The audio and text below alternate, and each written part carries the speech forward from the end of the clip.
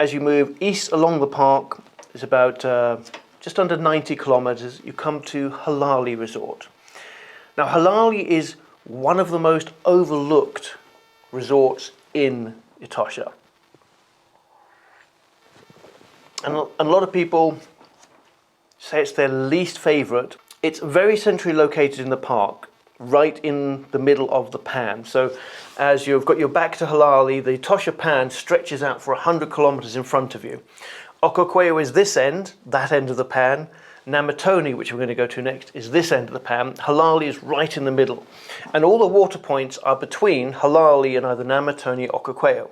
So from Halali, you've got the biggest option of water holes and type of terrain that Namibia offers that you can visit in one place. So I particularly like staying in Halali for two reasons. That's the first reason, because I can drive towards Okaukuejo, and there's lots of water holes along there, and I can get to Okaukuejo and north of Okaukuejo in a day drive easily. And I can go the other way where there's a few more open plains towards Namutoni and get a lot of water holes that way. So there's a lot more variety of different water holes and options for game drives from Halali. The other thing I like about Halali that some people don't is that it's a really spaced out camp. Not spaced out, man, but you know, it's spread out. That's the word I'm looking for, spread out. So you come in the main gate, the reception area is on your right hand side. The reception area, there's a little shop, kiosk, restaurant, bar, swimming pool. And that's all on the right hand side.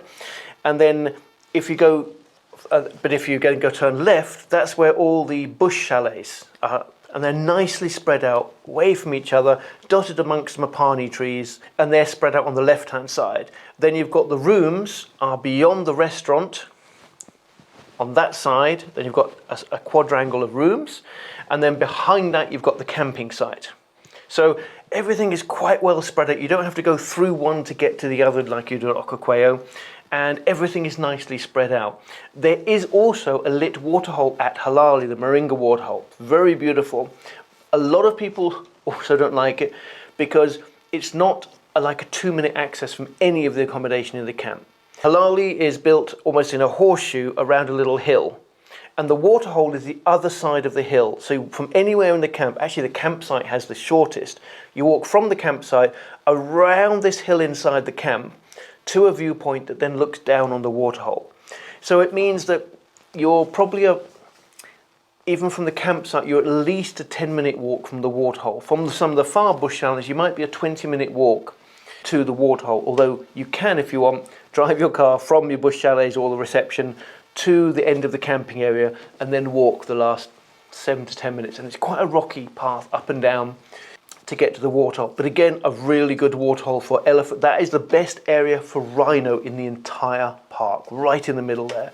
Black and white rhino, lots of elephants, lots of all the animals you will see around the Moringa waterhole day and night, and the area is good. So if you want a bit more peace and quiet, not so many people coming and going, and you're not afraid to walk, it's still going to be hot, Halali is a good option and great game driving in the area.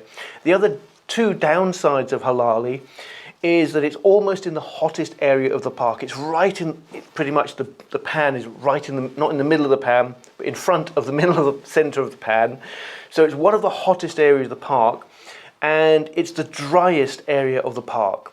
So the camping site and all the grounds around all the chalets, in Okaukuejo and a lot of Namutoni, they water. They've got plenty of water to water the grass. Despite their best attempts, they cannot get grass and vegetation, apart from some mapani trees, to grow in Halali. So a lot of people complain that the campsite is very dusty, especially when it's windy, and it is always hot. Always. And the wind blows, and the wind's hot. And it doesn't cool down much at night, either, summer or winter. So you don't get a lot of escape. So they're the downsides of Halali. But to me, and the size of it, but to me, the location outweighs it all. And it's a quieter camp.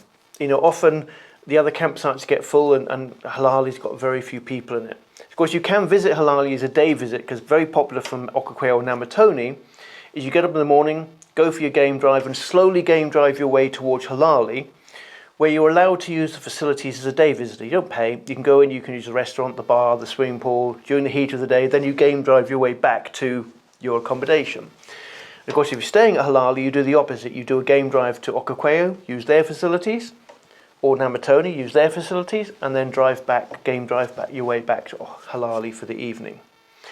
So, the accommodation at Halali.